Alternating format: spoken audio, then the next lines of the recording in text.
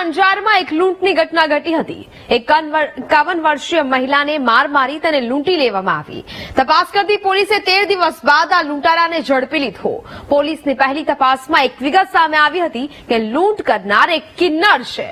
દોડા દિવસે લૂંટ કરીને નાસી ગઈ છે। જોકે પોલીસે ઊંડી તપાસ કરી તો સત્ય કંઈક અલગ જ સામે આવ્યું છે।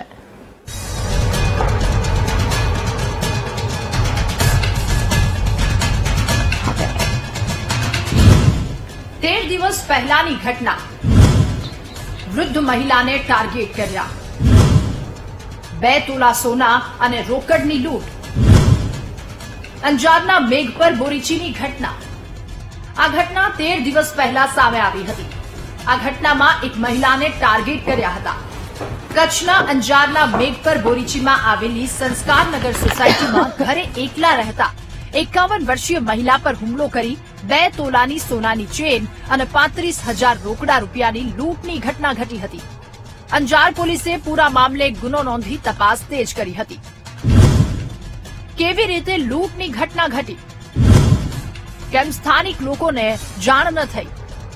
કચ્છના અંજારના મેઘપર બોરીચીમાં આવેલી સંસ્કારનગર સોસાયટીમાં ઘરે એકલી રહેલી 51 વર્ષીય મંજુલાબેન પટેલ નિત્યક્રમ મુજબ ઘરના દરવાજો આડો કરી કેડિયારું પૂરવા ગયેલા ત્યારે આરોપી એમના ઘરમાં ઘૂસી ગયો હતો। મંજુલાબેન ઘરે પરત ફર્યા અને કોઈ ચોર ઘૂસ્યો હોવાનો અંદાજ આવતા બેડરૂમમાં ચેક કરવા ગયા ત્યારે બાથરૂમમાં છુપાયેલા હર્ષે એમની આંખોમાં મરચાના પાવડરની ભૂકી છાંટી એમને પકડી મેઇન હોલમાં ધક્કો મારી નીચે પાડી દઈ મેઇન ડોરને ઘરની અંદરથી બંધ કરી દીધો। બાદમાં મંજુલાબેને પહેરેલી સોનાની ચેનને કાઢી લીધી અને એમની આંગળીમાં છરી મારી તિજોરીમાંથી 35,000 રૂપિયાની રોકડ રકમ કાઢી પોતાની પાસે રહેલા પર્સમાં મૂકી નાસી છૂટ્યો હતો। કિન્નરે લૂંટ કર્યાની આશંકા। લૂંટારૂ કિન્નર સીસીટીવીમાં કેદ। પોલીસે 198 સીસીટીવીના 900 ગીગાબાઇટ્સ ડેટાનો બેકઅપ લઈ કલાકો સુધી તેનું નિરીક્ષણ કર્યું।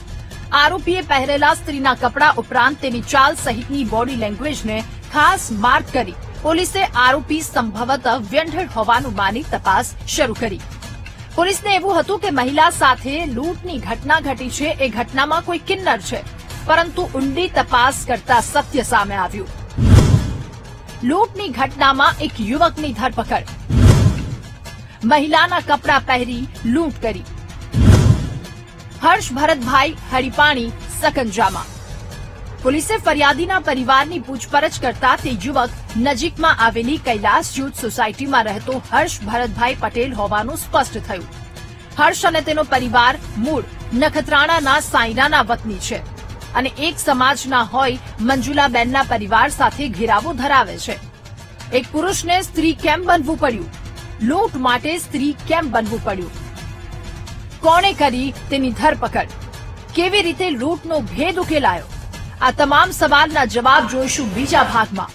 પુષ્પા ફિલ્મની જેમ આ કહાનીના પણ 2 ભાગ છે। Govind Maheshwari, VTV news, Anjar.